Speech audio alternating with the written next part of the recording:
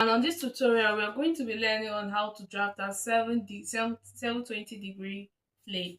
And let me be honest with you, it's very very easy to draft it out. I'm going to be using this this paper pattern as an illustration to show you how it's being done. So I'm going to like fold it into two first. Are you seeing it? I fold it into two. Then I'm going to fold it again. This is going to be more like a peplum flay, but because it's going to be very small. But bear with me. Honestly, it's going to be very educative. That's one thing I'm promising you. So first of all, I'm going to first of all start with the beginning of that is the opening of the flake. I'm going to be using my full waist circumferences divided by 4 plus 1 inch. So you can, if you don't know how to do it, you may take a measuring tape, measure your waist measurement, which is like here. You can measure it, then you divide it by 4 plus 1 inch. Then you can cut it out.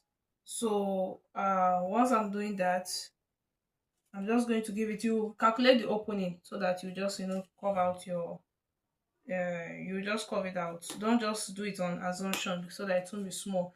Like take a tape and measure it round, then you give it your curve. Very easy.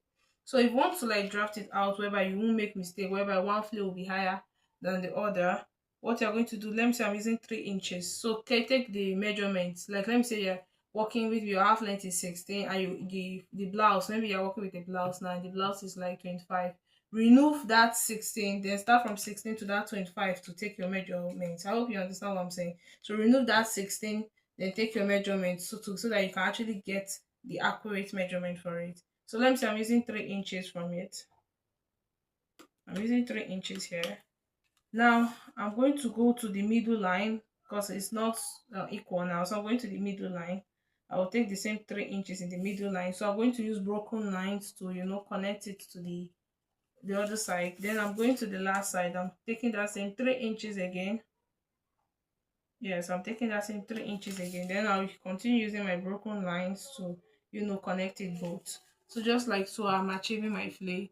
And you see how I achieve it very very accurate, neat and accurate. Once I'm done doing that, I'm going to cut it off.